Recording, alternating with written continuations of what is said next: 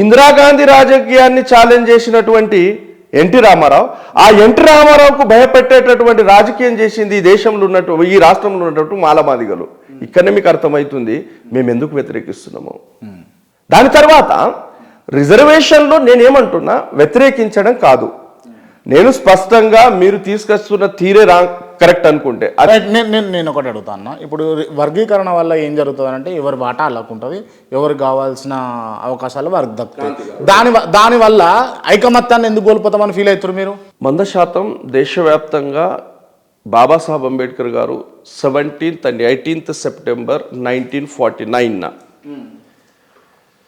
Constituent అసెంబ్లీలో 300A, ఈరోజు 341 ఏదైతే చూస్తున్నామో అది 300Aలో కాన్స్టిట్యూయెంట్ అసెంబ్లీ డిబేట్స్లో కనబడుతుంది.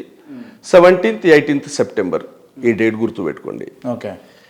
ఆ రోజు కాన్స్టిట్యూయెంట్ అసెంబ్లీలో గోవింద్ బల్లాభ పంత్ మిగతా నాయకులు ఏమడుగుతారంటే 341 మనం రాష్ట్రాలకు అధికారం ఇద్దాం. కారణం ఆయా రాష్ట్రాల్లో భిన్నమైన కులాలు ఉన్నాయి కాబట్టి రాష్ట్రాలకు అధికారం ఇచ్చినట్లయితే ఆయా రాష్ట్రాలు వాళ్ళు చూసుకుంటే దీన్ని అని అంటే బాబాసాహెబ్ అంబేద్కర్ దీన్ని వ్యతిరేకిస్తారు.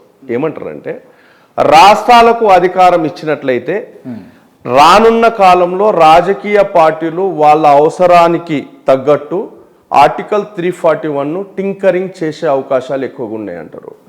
టింకరింగ్ అంటే గెలకడం అని అర్థం, స్పష్టమైన భాషలో గెలకడం అంటే టింకరింగ్ చేసే అవకాశం ఉంది. కాబట్టి 341ను ఎట్టి పరిస్థితుల్లో రాష్ట్రాలకు అధికారం ఇవ్వరాదు అని బలంగా ఒక ఎక్స్ప్లెనేషన్ ఇచ్చిన తర్వాత ఇది కేంద్రానికే కాదు ఆయా రాష్ట్రాల అభిమతం మేరకు మాత్రమే దీనికి నిర్ణయం తీసుకునే అధికారం ఇవ్వాలని బాబాసాహెబ్ బలంగా ఒక చట్టం చేసిండ్రు. మీకు ఒక విషయం చెప్తా, కృష్ణమాదిగకు నిజంగా మోడీ మోసం చేశాడు, వీళ్ళకి అర్థం కాలేదు, మోడీ ఎలా చేస్తాడని నమ్మారు వీళ్ళు. మీకు ఒక డాక్యుమెంట్ నరేంద్ర మోడీదే ఇస్తా, వేరేది కాదు. నేను చాలా బలమైన ఎవిడెన్స్తో వచ్చాను మీ దగ్గర ఈరోజు. మధ్యలో డ్రాగ్ అయిన ఇది చేసుకోండి. 26 జూలై 2023 పార్లమెంట్లో జరిగిన చర్చ వర్గీకరణ మీద. Modi cabinet minister of state for social justice and empowerment, ఆయన పేరు నారాయణ స్వామి, 2023లో చెప్తున్నాడు. ఆయన ఎక్కడ 26 జూలై రోజున వర్గీకరణ చేయడం పార్లమెంట్లో సాధ్యం కాదు. కారణం దేశంలోని 7 రాష్ట్రాలు మాత్రమే దీన్ని ఒప్పుకున్నాయి, మిగిలిన రాష్ట్రాలు దీన్ని వ్యతిరేకిస్తున్నాయి. కాబట్టి మేము పార్లమెంట్లో చేయము అని చెప్పాడు. 24 వచ్చింది. 2024 వస్తే మోడీ ఇక్కడ సభలో వస్తాడు, నేను మీకు మద్దతుగా ఉన్నా అన్నాడు. ఏ విధంగా మద్దతు ఉంటాడో చూద్దామనే లోపు పార్లమెంట్లో చట్టం చేస్తే నేను నిజం చెప్తా, ఈ దేశంలో అనేక సవరణలు జరిగినాయి, ఎవడు ఆ సవరణలకు వ్యతిరేకించలేదు. 341 సవరిస్తే మాకు ఈ లొల్లే ఉండేది కాదు. సవరించలేదు, కోడ్ ద్వారా వచ్చిండ్రు.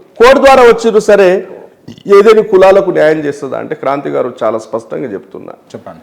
ఈ దేశంలో ఉన్న ఏ ఒక్క కులానికి న్యాయం చేసేది కాదు ఆ సుప్రీంకోర్టు జడ్జిల అభిప్రాయాలు. క్రిమి లేయర్ అనేది మాండేట్ కాదు ఆ ఇష్యూలో.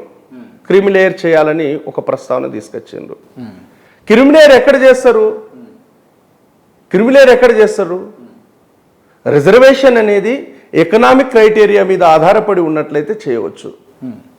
ఎకనామిక్ క్రైటీరియా మీద రిజర్వేషన్ లేనప్పటికీ ఆ రాజ్యాంగ భావనకు వ్యతిరేకంగా క్రిమి లేయర్ చేయాలన్నారు, టైం బాండ్ విధించాలన్నారు, ఒక జనరేషన్ ఇవ్వాలన్నారు, రిజర్వేషన్ యొక్క బేసిస్ను ఎకనామిక్ క్రైటీరియాగా మార్చాలన్నారు.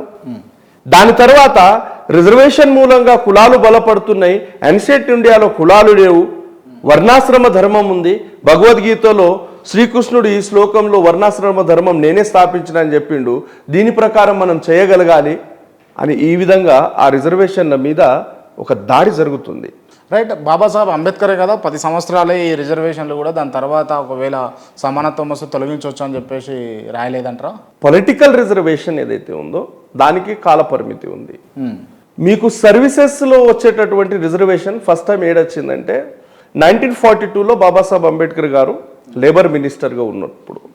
అప్పటి vice royal Linlithgow Poona ఒడంబడికలో ఒక పారాగ్రాఫ్ ఉంటుంది. అదేంటంటే కేవలం పొలిటికల్ రిజర్వేషన్నే కాదు, పబ్లిక్ సర్వీసెస్లో కూడా మాకు ఇంపార్టెన్స్ ఇవ్వాలి, అవకాశాలు కల్పించాలని కాలం ఉంటుంది. ఆ కాలాన్ని బేస్ చేసుకొని బాబాసాహెబ్ అంబేద్కర్ గారు వైస్ రాయల్ లింగ్లిట్ గోకు రిప్రజెంటేషన్ ఇస్తారు.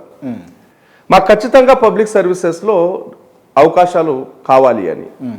ఆ రిప్రజెంటేషన్ ఇచ్చినప్పుడు 1943లో పబ్లిక్ సర్వీసెస్లో 12% రిజర్వేషన్ను కల్పిస్తూ చట్టం చేయబడుతుంది.